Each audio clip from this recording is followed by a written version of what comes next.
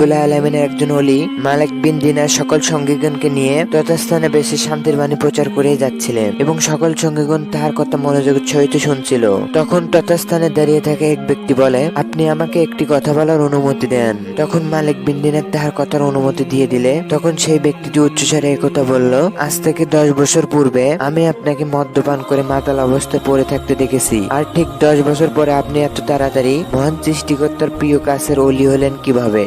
আর আপনার কথাটা শুনতে জনস্রোত ভেসে যাচ্ছে, আর 10 বছর পূর্বে আপনার কথা কেউ শোনেনি, আর ঠিক আজকে আপনার কথা শোনার জন্য সকল মানুষজনের মহাসমুদ্র হইয়াছে। আর আপনার কথাটাই এতটাই মনোযোগ সহকারে শুনছে যে এই অবস্থায় তাদের বুক চিরে ফেললেও কেউই জীবন বাঁচাতে এই স্থান থেকে সরে যাবে না। এবং আপনি সৃষ্টিকর্তার এত বড় ওলি হলেন কিভাবে? আর আপনার এই রহস্যময় কাহিনী যদি আপনি দয়া করে বলে দিতেন তাহলে আমি অত্যন্ত খুশি হয়ে যেতাম। তখন মালিক বিন দিনার সেই লোকটির কথা শুনে উচ্চস্বরে একথা বলতে লাগলো, 10 বছর পূর্বে আমি ছিলাম রাষ্ট্র নিরাপত্তা রক্ষী এবং রাষ্ট্রকে নিরাপদ রাখার কাজে ব্যস্ততা শেষ করে আমি যখন বাড়িতে এসে উপস্থিত হতাম এবং তথাস্থান থেকে একটি মদ্যপ বোতল বাহির করে আমি অত্যন্ত নির্দ্বিধায় মদ্যপান আরম্ভ করে দিতাম এবং পবিত্র খানাদায় বাদ দিয়ে আমি মদ্যপানে এতটা আসক্ত হয়ে পড়তাম যে আমি মদ্যপান শেষ করতাম না। এবং মদ্যপান করতে করতে আমার পেট যখন পরিপূর্ণ হয়ে উঠত তখন আমি মাতাল হয়ে অহেতুক কার্যাদি করতাম। আর আমার ঘরের মধ্যে ছিল একজন দাসী,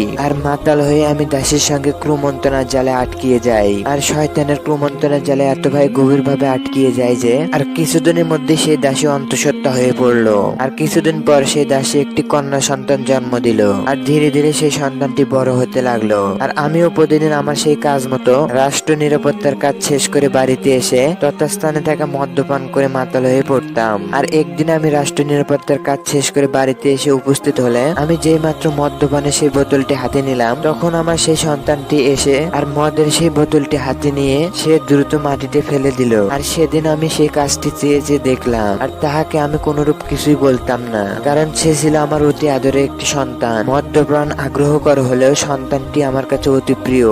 আর প্রতিদিন আমি বাইরে থেকে কাজ শেষ করে এসে বাড়িতে এসে উপস্থিত হয়ে আমার সেই সন্তানটিকে খুঁজতাম। আর সেই সন্তানটি আমার কাছে উপস্থিত হলে তাকে অত্যন্ত যত্ন সহকারে আদর যত্ন করতাম। আর ধীরে ধীরে পরিপূর্ণভাবে তাহার মায়ায় পড়ে গেলাম। আর আমার সেই সন্তানটি ছাড়া কিছুই ভালো লাগতো না। একদিকে মদ্যপান করা আর অপরদিকে সন্তানটিকে আদর যত্ন করা আমার কাছে প্রিয় হয়ে উঠলো। আর তাই আমি রাষ্ট্রের দ্রুত কাজ দায় শেষ করে এসে বাড়িতে উপস্থিত হয়ে আমার সন্তানকে যত্নার্থী করতাম। আর সেই সন্তানটির বয়স যখন 2 বছর হলো হঠাৎ একদিন সেই সন্তানটি মৃত্যুবরণ করলো এবং আমি দ্রুত বাড়িতে এসে দেখলাম আমার সেই প্রিয় সন্তানটির মৃতদেহ সেই স্থানে একাকী পড়ে রয়েছে। আর এই দৃশ্য আমি দেখা মাত্র আমার অন্তর্দ্বয় সম্পূর্ণভাবে ভেঙে গেল, আর আমার মাথায় যেন বজ্রপাত পতিত হলো এবং আমি চারিদিকে চাইয়া কোনো কিছু চোখে দেখছিলাম না। আর আমি চারিদিকে অন্ধকার দেখতে শুরু করলাম, কারণ আমার প্রিয় সন্তানটি আজকে মৃত্যুবরণ করেছে। আর আমি একথা বিশ্বাস করতে পারছিলাম না যে আজ থেকে কে আমাকে পিতা বলে ডাকবে।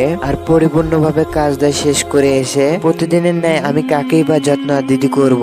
আর প্রতিদিনের ন্যায় কে আমার মদের বোতল ভেঙে ফেলবে, আর কে আমার গলা ধরে পিতা বলে ডাকবে। আর জীবনের সম্পূর্ণ অর্থবহ যেন ভেঙে গেল এবং আমি প্রচন্ড ভাবে সেই সন্তানটিকে দেখে কান্না করতে করতে সেই সন্তানটিকে পরিপূর্ণভাবে দাফন কাফন করে জীবনের অন্তিম সময় পার করছিলাম। আর একে একে আমার কোনো কিছু ভালো লাগছিল না বিদায়। আর হঠাৎ একদিন আমি ঘুমিয়ে স্বপ্নে দেখতে পেলাম মহান সৃষ্টিকর্তার হুকুমে মহাপ্রলয় কিয়ামত সংগঠিত হইয়াছে। আর ইসরাফিল চিঙ্গায় ফুঁক দিচ্ছেন, আর সৃষ্টিকর্তা মহান আল্লাহ তাআলার হুকুমে সকলে অতি দ্রুত কবর থেকে জীবিত হয়ে উঠছে। এ যেন অতি দ্রুত পুনরুত্থান জীবন সংগঠিত হইয়াছে এবং পৃথিবীর সকল মানুষরাই একত্রিত হচ্ছে। আর এরূপ অবস্থা দেখে আমি কোনরূপ কিছু বুঝতে পারছিলাম না, আর আমার কথাবার্তা কেউ শুনছিল না। আর তত সময় আমি দেখতে পেলাম একটি বিষধর সাপ আমার নিকটে এগিয়ে আসছে। আর সাপটিকে দেখে আমি অত্যন্ত ভীত হয়ে পড়লাম। আর সেই সাপটিকে দেখে আমি দ্রুত তথাস্থান থেকে পালিয়ে যেতে লাগলাম। আর সেই বিষধর সাপটি আমার পিছনে পিছনে আসতেছিল।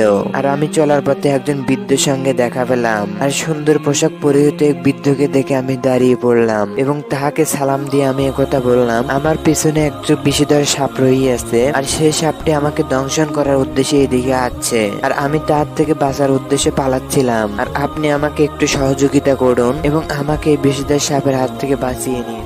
আমার এই কথাদ্বয় শুনে সে বৃদ্ধ লোকটি তাহার মাথাদ্বয় নিচু করে না স্বীকার করলো এবং সে কথা জানালো তাহার এই বিষধর সাপকে তাড়িয়ে দেওয়ার সামর্থ্য নেই। আর সেই বৃদ্ধ লোকটি তাহাকে একটি রূপার পাহাড় দেখিয়ে বলল, তুমি এখনই ওই দ্রুত ওই রূপার পাহাড়ে চলে যাও, আর সেখানে গেলে তুমি পরিপূর্ণভাবে সাহায্য পাবে। আর সেই বৃদ্ধ লোকটির কথা শুনে আমি দ্রুত সেই পাহাড়টির নিকট যেতে লাগলাম এবং আমি দ্রুত যেতে যেতে অতি দ্রুত সেই রূপার পাহাড়ে উপস্থিত হয়ে দেখতে পেলাম পাহাড়টির জানালাগুলো ছিল সোনার কাঠ দ্বারা মুড়ানো আর কপাটগুলো ছিল রেশমি পর্দা দিয়ে সাজানো এবং আমি দ্রুত সেই স্থানের দিকে এগিয়ে গেলাম। তখন একজন ফেরেশতা উদ্ভবভাবে দাঁড়িয়ে একথা উচ্চস্বরে বলতে লাগলো, এই সমস্ত সোনার কপাটগুলো খুলে দাও, হয়তোবা তাদের নিকট থেকে সে সাহায্য পাবে। আর তখন যে সোনার কপাটটি খুলে দেওয়া মাত্র আমি দেখতে পেলাম সেই স্থানে অসংখ্য হাজার হাজার শিশু ও ছোট্ট ছেলে মেয়েরা ছোটাছুটি ও খেলাধুলা করছে। তখন সেই শিশুদের মধ্যে থাকা একটি শিশু একথা বলল, তোমরা সকলে একত্রিত হও এবং এই লোকটিকে তাহার বিপদ থেকে বাঁচাও। আর তাহার পিছে পিছে একটি বিষধর সাপ আসতেছে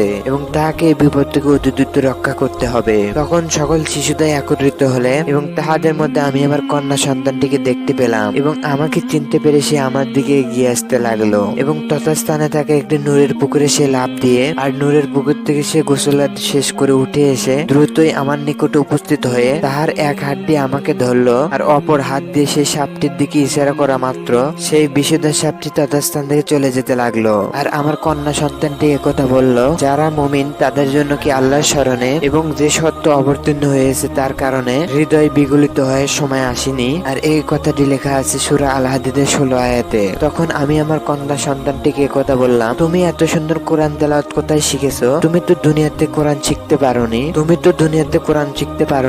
এখন তুমি এত সুন্দর কোরআন পড়া কিভাবে শিখলে? তখন আমার কন্যা সন্তানটি একথা বলল, এখানে যে সমস্ত ছোট্ট শিশুরা রহিয়াছে তাহারা সকলে বেহেশতের অধিবাসী এবং সৃষ্টিকর্তা মহান আল্লাহ তাআলার কুদরতিতে তাহারা সকলে কোরআনের হাফেজ হইয়াছে এবং তাহারা সকলে ছোট্ট বয়সে মৃত্যুবরণ করেছে বিধায় তাহারা সকলে বেহেশতের অধিবাসী। আর সকলে তাদের পিতা মাতাকে জান্নাতের ব্যাপারে সুপারিশ করবে এবং তাদের পিতা মাতাকে বেহেশতে নিয়ে না যাওয়া পর্যন্ত তাহারা এই স্থানে অপেক্ষা করছে, তাহারা এই স্থান থেকে চলে যাবে না এবং তাহারা তাদের জন্য অপেক্ষা করছে। যেমনই এই কাজটি আমি তোমার জন্য করলাম। আর আমি আমার সন্তানের কাজকর্ম দেখে কান্না করতে লাগলাম আর স্বপ্নে কান্না করতে করতে হঠাৎ আমার ঘুম ভেঙে গেল এবং আমি তথাস্থান থেকে দাঁড়িয়ে নিকটেই থাকা একটি মদের বোতল আমি আমার নিজ হাতে ভেঙে ফেললাম এবং তখনই আমি অজু করে নামাজে দাঁড়িয়ে যাই। নামাজ শেষে আমি দুহাত তুলে কথা বললাম, হে সৃষ্টিকর্তা মহান আল্লাহ রাব্বুল আলামিন, তুমি যদি আমাকে ক্ষমা না করো তাহলে আমি কখনোই ক্ষমা পাবো না এবং আমি তোমার দরবারে একটি ভিখারির ন্যায় দুহাত তুলেছি। আর আমার চক্ষু উন্মোচন হইয়াছে যে আমি একথা বুঝতে পেরেছি যে এটাই একমাত্র অশান্তির পথ আর আমি সেই অশান্তি পথে আর কখনোই জড়াবো না। সেই মদ্যপান ছেড়ে আমি একমাত্র তোমার শান্তির দরবারে দিন কাটিয়ে দেব এবং শান্তির বাণী পরিপূর্ণভাবে আঁকড়িয়ে ধরবো আর কখনোই মন্দ পথে জড়াবো না। হে সৃষ্টি জগতের সৃষ্টিকর্তা সর্বশক্তিমান আল্লাহ রাব্বুল আলামিন, তোমার একজন ওলি হিসেবে আমাকে কবুল করে নাও। আর এই কথাগুলো বলে আমি মহান আল্লাহ তাআলার দরবারে আত্মসমর্পণ করলাম এবং মহান আল্লাহ তাআলার বাণীদের পরিপূর্ণভাবে আঁকড়িয়ে ধরলাম। আর ধীরে ধীরে আমি মহান আল্লাহ তাআলার ওলিদের খাতায় নাম লিখিয়ে ফেললাম। আর এভাবে আমি মালিক বিন দিনার মহান আল্লাহ তাআলার একজন ওলি হিসেবে আবির্ভূত হলাম। সেই মালিক বিন দিনার আমি ছিলাম মদ্যপানকারী আর সেই মালিক বিন দিনার আজ আমি পুরো পৃথিবীতে শান্তির বাণী ছড়িয়ে দেওয়ার কাজ করে যাচ্ছি এবং মহান সৃষ্টিকর্তা শান্তির বাণী প্রচার করার মাধ্যমে আমি মহান আল্লাহ তাআলার একজন প্রিয় ওলি হয়ে গেছি। তখনও মালিক বিন দিনার জনসম্মুখে মহান সৃষ্টিকর্তা মহান আল্লাহ তাআলার সৃষ্টিকর্তার প্রশংসা করেই যাচ্ছিলেন আর সকল লোকদের তাহার কথাতে প্রবল মনোযোগের সহিত শুনেই যাচ্ছিল। আর এভাবে ঘন্টার পর ঘন্টা কেটেই যাচ্ছিল, তবুও সকল মানুষদের তাহার কথা শোনা থেকে চুল পরিমাণও বিরত থাকতো না এবং সকল ব্যক্তিদের একাগ্র মনে তাহার দিকে চেয়েছে তাহার সকল শান্তির বাণীদ্বয় শুনত এবং সেই আমলদ্বয় করার মাধ্যমে তাহারা ইহকালে ও পরকালে শান্তির বাণী প্রচারকারীদের অন্তর্ভুক্ত হয়ে গেল। সুবহানাল্লাহ।